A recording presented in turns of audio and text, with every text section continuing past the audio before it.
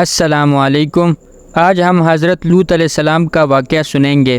اس واقعہ میں ہم جانیں گے کہ حضرت لوط علیہ السلام کی قوم ایسے کون سے گناہ میں ملوث تھی کہ اس گناہ میں لوط علیہ السلام کی قوم سے پہلے کوئی بھی قوم اس ناپاک عمل میں ملوث نہ ہوئی تھی، اور آخر قوم لوط پر اللہ کا کون سا دردناک عذاب نازل ہوا۔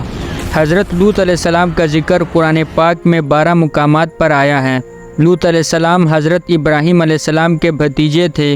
لوط علیہ السلام کے والد کا نام ہاران تھا، اور لوط علیہ السلام بچپن سے حضرت ابراہیم علیہ السلام کے زیر سایہ رہے، اور یہی ان کی نشو نما ہوئی تھی۔ حضرت ابراہیم علیہ السلام مصر میں لوگوں کو اللہ کا پیغام پہنچاتے رہے، لوگوں کو اللہ کی طرف بلاتے اور انہیں اللہ کے ساتھ جوڑنے کی دن رات کوشش کرتے رہے۔ مصر میں ابراہیم علیہ السلام کے پاس بہت سارے مال مویشی تھے۔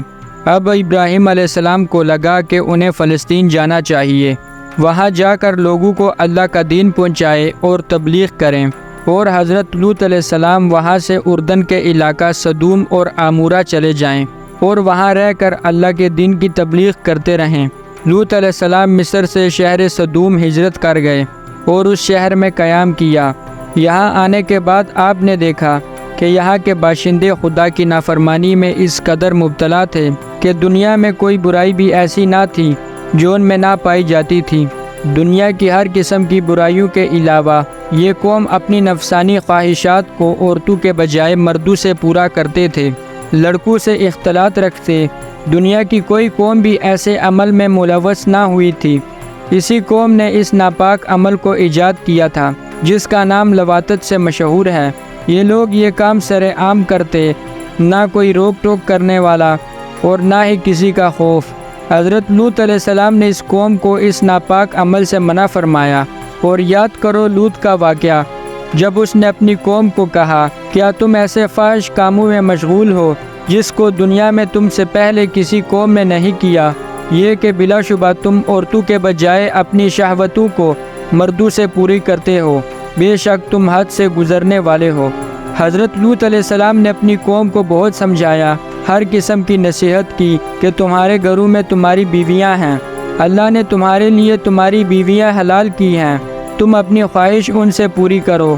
قوم نے لوط علیہ السلام کو جواب میں کہا کہ لوط اور اس کے خاندان کو اپنے شہر سے نکال دو، یہ بے شک بہت ہی پاک لوگ ہیں۔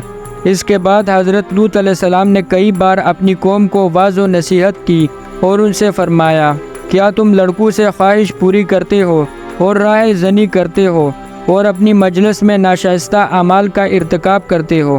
حضرت لوط علیہ السلام کی تمام تر کوششوں کے باوجود بھی اس قوم پر کچھ اثر نہ ہوا، اور قوم غصے میں آ کر لوط علیہ السلام سے کہنے لگی کہ اے لوط، تو اپنی نصیحتیں ختم کر، اگر ہمارے ان اعمال سے خدا ناراض ہوتا ہے تو تم جس عذاب سے ہمیں ڈراتے ہو وہ عذاب لا کر دکھاؤ، تم بار بار ہمیں جس عذاب سے ڈراتے ہو وہ لے آؤ، اگر تم اپنے قول میں سچے ہو پھر ہمارا تمہارا فیصلہ ہو جائے گا۔ پس لوط کی قوم کا جواب اس کے سوا کچھ نہ تھا کہ کہنے لگے، تو ہمارے پاس اللہ کا عذاب لے کر آ اگر تو سچا ہے۔ لوط علیہ السلام کی قوم گناہ میں اس قدر ملوث ہو چکی تھی کہ ان پر اللہ کے پیغمبر کی باتوں کا کوئی اثر نہیں ہو رہا تھا۔ اب اللہ نے ان پر دردناک عذاب نازل فرمانے کا ارادہ کر لیا۔ چنانچہ حضرت ابراہیم علیہ السلام فلسطین میں جنگل میں مویشی چرا رہے تھے۔ انہوں نے دیکھا کہ 3 آدمی ان کے سامنے کھڑے ہیں۔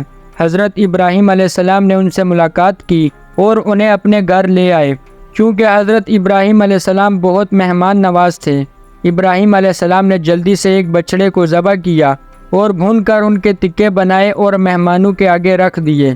جب ان تینوں نے کھانا کھانے سے انکار کیا تو ابراہیم علیہ السلام سمجھے کہ یہ کوئی دشمن ہے اور دل میں کچھ پریشان ہو گئے۔ جب مہمانوں نے حضرت ابراہیم علیہ السلام کی پریشانی دیکھی تو مہمان ہنس پڑے اور کہنے لگے کہ گھبرائے نہیں، ہم تینوں اللہ کے فرشتے ہیں، ہم شہر سدوم قوم لوط کی تباہی کے لیے جا رہے ہیں۔ ابراہیم علیہ السلام نے فرشتوں سے کہا کہ وہاں تو لوط علیہ السلام اور ان کا اہل و عیال بھی ہے۔ اس کے جواب میں فرشتوں نے کہا، ہمیں معلوم ہے جو اس بستی میں آباد ہیں، ہم البتہ لوط اور اس کے خاندان کو نجات دیں گے، مگر لوط کی بیوی پیچھے رہ جانے والوں میں سے ہے۔ اس کے بعد فرشتے ابراہیم علیہ السلام سے رخصت لے کر سدوم شہر پہنچ گئے اور لوط علیہ السلام کے گھر مہمان ہوئے۔ فرشتے نہایت خوبصورت اور نوجوان لڑکوں کی شکل میں تھے۔ لوط علیہ السلام ان مہمانوں کو دیکھ کر سخت گھبرائے کہ بدبخت قوم کے لوگ نہ جانے میرے مہمانوں کے ساتھ کیا سلوک کریں گے۔ لوط علیہ السلام اسی غم میں تھے کہ لوگوں کو پتہ چل گیا اور لوط علیہ السلام کے گھر پر دوڑ آئے۔ یوں ہی وہ لوگ لوط علیہ السلام کے گھر پہنچے تو اللہ نے انہیں اندھا کر دیا۔ پھر انہوں نے توبہ کی تو نظر واپس آ گئی۔ دوبارہ پھر انہوں نے برا ارادہ کیا تو ان کے بدن خشک ہو گئے۔ پھر انہوں نے توبہ کی اور لوط علیہ السلام نے بھی ان کے لیے دعا کی تو پھر سے ٹھیک ہو گئے اور بھاگ کر اپنے اپنے گھروں میں چلے گئے۔ فرشتوں نے لوط علیہ السلام سے کہا کہ آپ گھبرائیں نہیں، ہم خدا کے فرشتے ہیں اور اللہ نے ہی ہمیں بھیجا ہے۔ اب اس قوم کی بربادی کا وقت آ گیا ہے۔ جب صبح ہوئی تو فرشتوں نے لوط علیہ السلام سے کہا کہ آپ اپنے خاندان سمیت دوسری طرف سے نکل کر شہر سدوم سے رخصت ہو جائیں۔ اس قوم پر اب اللہ کا دردناک عذاب نازل ہونے والا ہے۔ لوط علیہ السلام شہر سدوم سے رخصت ہو گئے، لیکن ان کی بیوی نے رفاقت سے انکار کر دیا اور راستے سے لوٹ کر سدوم شہر واپس آ گئیں۔ آخر کار ایک ہیبت ناک چیخ کی آواز آئی جس نے قوم لوط کو تہہ و بالا کر دیا، اور پھر فرشتوں نے آبادی کا تختہ اٹھا کر الٹا دیا۔ پھر ان پر پتھروں کی بارش ہوئی۔ پتھروں کی بارش نے ان کا نام و نشان مٹا دیا، اور وہی ہوا جو گزشتہ قوموں کے ساتھ ان کی نافرمانی اور سرکشی کی وجہ سے ہو چکا تھا۔ اور فرشتوں نے یہ بھی کہا تھا کہ جاتے وقت پیچھے مڑ کر کوئی نہ دیکھے، اور خیال کرو کہ پیچھے مڑ کر کوئی نہ دیکھے۔ روایات میں آیا ہے کہ لوط علیہ السلام کی بیوی نے پیچھے مڑ کر دیکھا تو فوراً اس کو ایک پتھر لگا اور وہ ہلاک ہو گئی۔ بے شک ان لوگوں کے لیے عذاب کا مقررہ وقت صبح کا ہے، اور صبح آنے میں دیر نہیں۔ پھر جب ہماری ٹھہرائی ہوئی بات کا وقت آ پہنچا تو ہم نے اس بستی کی تمام بلندی پستی میں بدل دی، یعنی بستی کو الٹ دیا اور زمین کے برابر کر دیا، اور اس پر کنکری دار پتھر لگاتار برسائے۔ تفسیر ابن کثیر میں ہے کہ ان پتھروں پر قدرتی طور سے ان لوگوں کے نام لکھے ہوئے تھے جس کے نام کا پتھر تھا اس پر ہی آ گرتا۔ یہ پتھر مثل توپ کے تھے جو سرخی میں ڈوبے ہوئے تھے۔ اس واقعہ سے ہمیں کیا ہدایت ملتی ہے؟ کامنٹ میں ضرور بتائیے گا۔ ملتے ہیں اگلی ویڈیو میں، تب تک کے لیے اپنا خیال رکھیں۔ اللہ حافظ۔